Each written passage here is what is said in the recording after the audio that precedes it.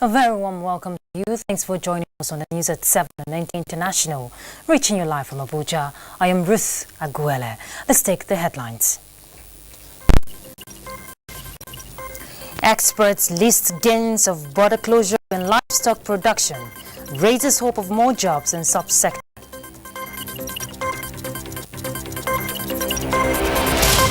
Inspector General of Police orders beef up of security nationwide ahead of the festive period. Plus, improved security at airports as passengers rush continues.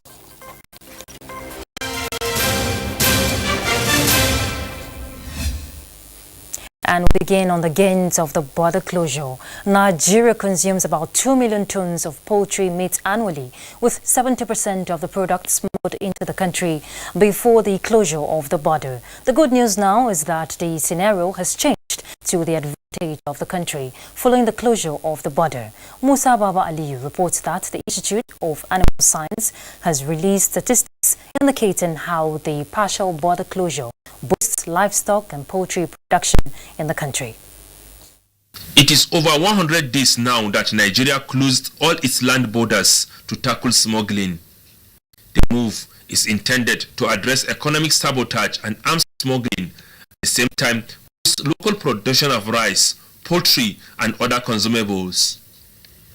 The report of the research conducted by the Nigeria Institute of Animal Science on the effects of the border closure on the livestock subsector shows that more than 100,000 jobs have been created in the poultry industry alone, with the production of more than 450 million crates of eggs so far.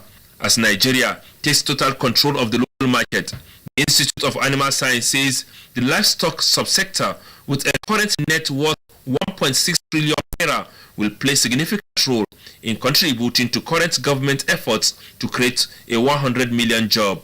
The Institute also observed that the cases of cattle rustling and farmers-herders clashes have reduced drastically as part of the gains of the border closure.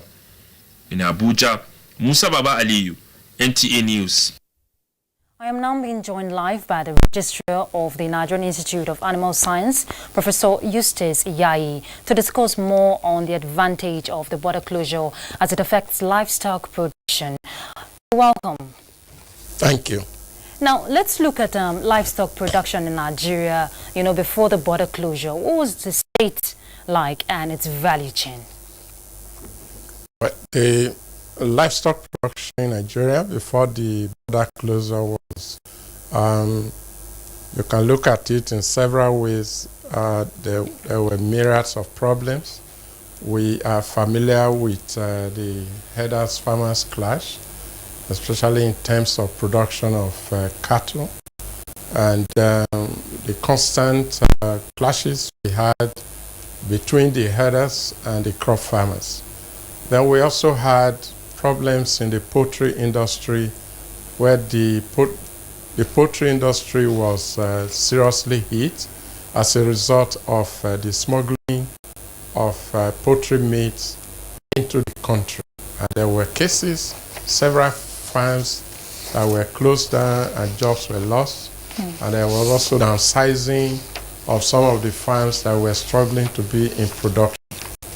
And this, in a way, was having very serious negative impact both on the economy, the local economy, where these production activities were taking place, as well as the national economy in terms of food insecurity, as well as job losses, which, if you put them together, were not palatable. And I believe the government saw this as something that should not be allowed to continue. Okay. Now, Professor, with the border closure, what are the gains would you say have been recorded so far in the poultry subsector?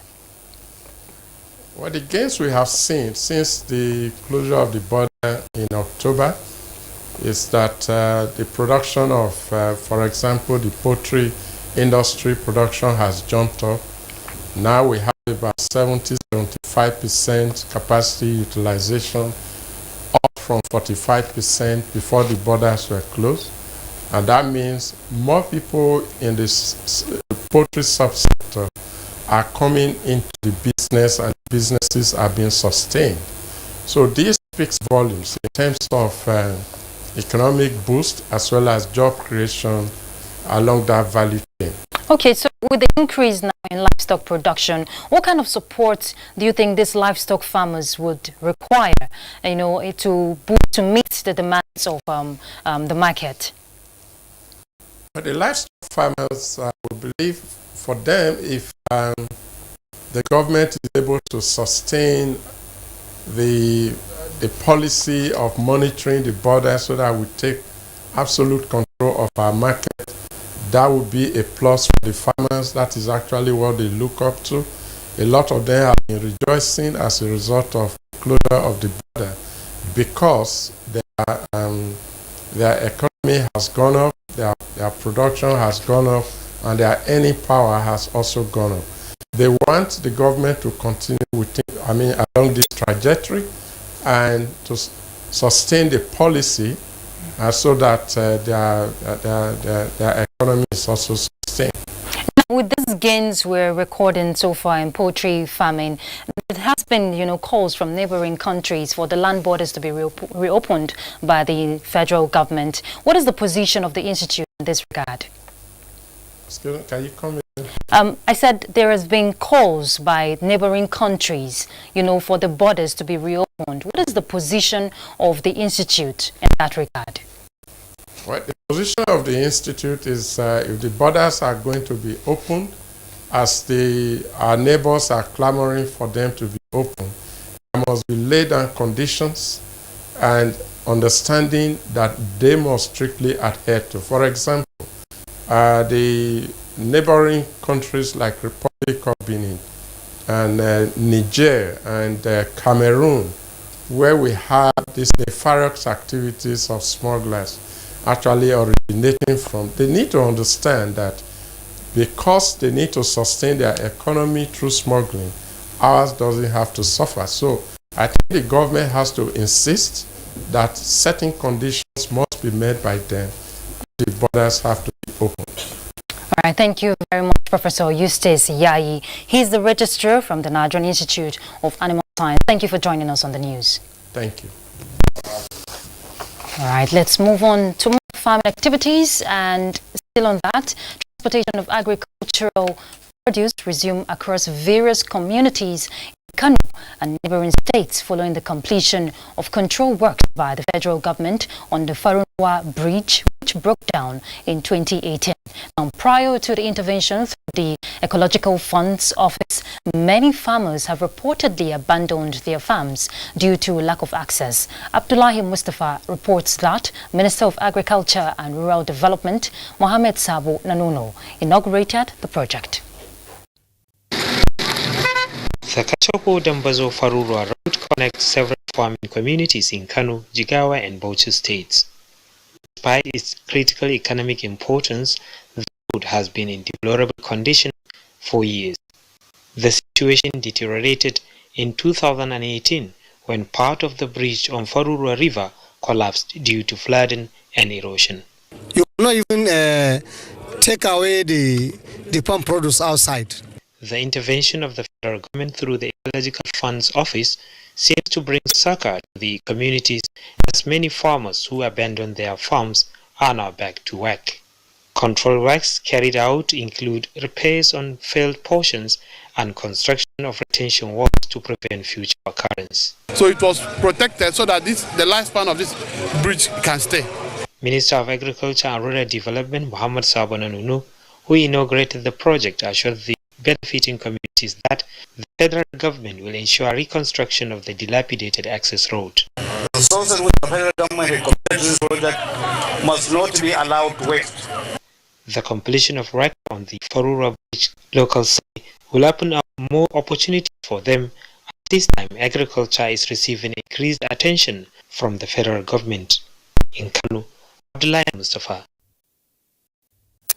In other news, community leaders of Ete in Olamaboro local government area of Kogi State have appealed the federal government to intervene in the lingering boundary dispute between Kogi and Enugu states. The community made the appeal at a peace-building meeting organized by the Nigerian Boundary Commission in Abuja. Benny Adams reports. The battle for the soul of the Ete community is not a new one. Research show it has lingered since 1958 as Kogi and Enugu states lay claim to the community inhabited by the Igala, Idoma and Igbo among other ethnic nationalities. Among efforts at attaining lasting peace, the Supreme and ECOWAS courts have at some point intervened on the matter. Still, peace is yet to gain ascendancy in the community. That is why this roundtable at the instance of the Nigerian Boundary Commission is aimed at exploring other avenues at resolving the lingering crisis. The youth, community and traditional leaders, having been tutored on benefits of peace, effects of war, appeal to the National Boundary Commission to make public results of ethnography survey and field tracing, which they believe will put an end to the crisis. The Boundary Commission promised to forward the community's request to the federal government. In Abuja, Benny Adams, NTA News. And talking business now, let's join Olinka Ojo for details. The Nigerian National Petroleum Corporation says crude oil and gas export sales of $355.9 million in September indicates a significant increase of 52.8% compared to August 2019 of $232.9 million. Acting Group General Manager, Group Public Affairs Division, Samson Makoji said the figure indicated that crude oil export sales contributed $268 million. The West Africa's Monetary Union have agreed with France to rename its CFA, the ECO. Under the deal, the ECO will remain pegged with the euro. How is the Naira exchanging for the international currencies?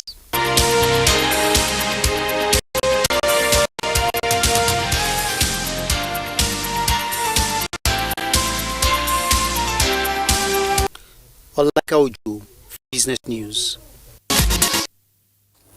Let's look at the presidential amnesty program. The federal government has assured beneficiaries of the presidential amnesty funds program, especially those having trainings outside Nigeria, of adequate provision of funds.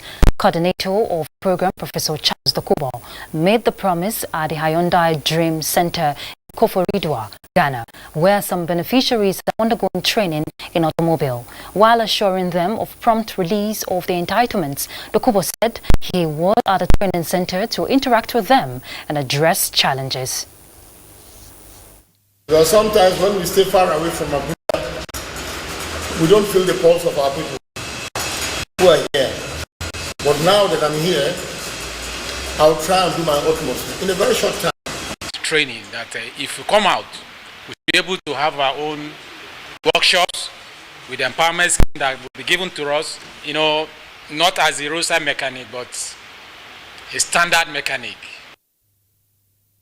After meeting with the beneficiaries, the coordinator, Professor Charles Dokubo, was awarded the Africa Peacemaker Award for the peace sustained in the Delta region due to the faithful implementation of the amnesty program by the federal government. Happy that we are in a foreign place and yet they recognize us. This accolade goes to the President of the Federal Republic of Nigeria for his continued support for the program and also for the beneficiaries who have laid down their arms to accept amnesty as the only way, as the only game in town, as the only way to help the Nigerian state to achieve their own potential wherever they want. The team also visited the Nigerian High Commissioner to Ghana, Ambassador Femi Michael Abikoye, who commended the amnesty program, describing it as a model to other African countries.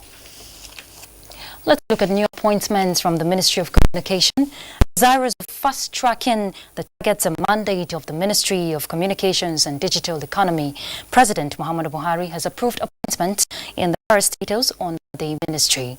A statement by Special Advisor to the President on Media and Publicity, Femi Adesina, says the appointments were into the boards of the Nigerian Communications Commission, the National Information Technology Development Agency, NITDA, the Nigerian Postal Service, and the Nigerian Communications Satellite Limited.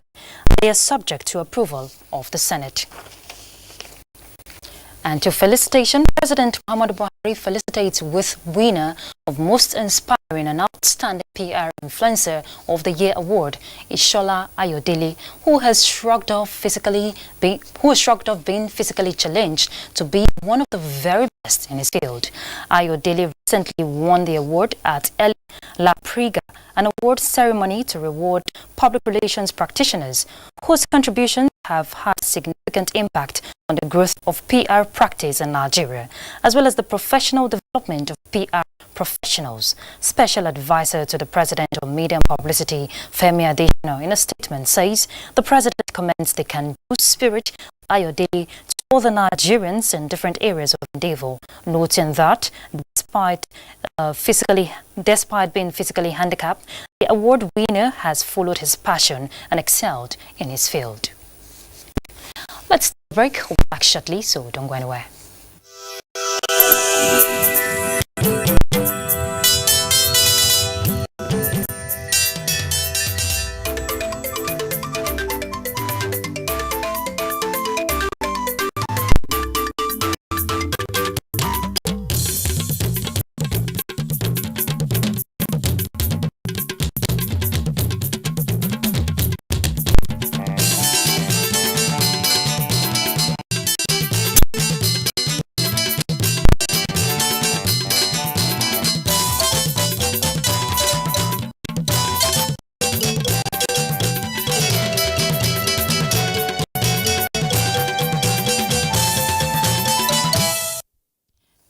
Thanks for being there.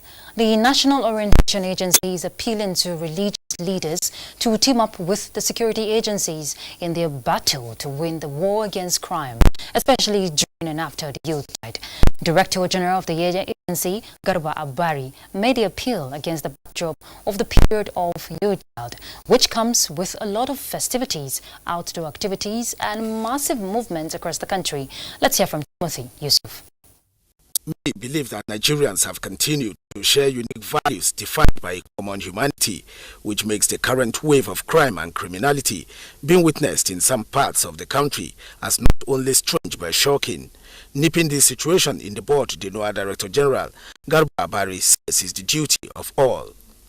Only today, we began to reach out to the leadership of worshiping congregations, the churches and the mosques, on the need to join in the effort to keep the Yuletide period safe and peaceful.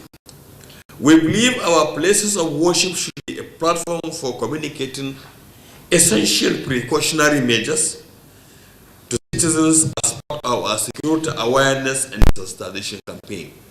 Taking a retrospective account of the agency's sensitization programs, like its campaign against hate speech, ensuring a peaceful 2019 general elections amongst many, Abari points out that the National Orientation Agency will, especially at this period, ensure that citizens become more conscious of the security of their environment and take basic precautions as they go about their normal activities. Abuja, Timothy Yusuf, NT News. Let's talk security. The Inspector General of Police, Mohammed Adamu, has directed the Assistant Inspectors General of Police and Commissioners of Police in charge of zonal and state commands nationwide to ensure that no stone is left unturned towards effectively implementing appropriate crime prevention strategies before, during and after the festivities. In a statement, the Inspector General of Police calls for effective deployment of both human and material assets of the force in protecting the major highways, recreational centers, motor parks, places of worship, financial institutions and government-private infrastructures, amongst others. The IGP strongly wants police operators, especially those detailed to man the highways, to desist from all forms of misconduct and abuse of the rights of the citizenry, as well as adhere strictly to lay down rules and standard operating procedures of the force. And still on security, do you know that air travelers have nothing to fear at the nation's airports this Christmas?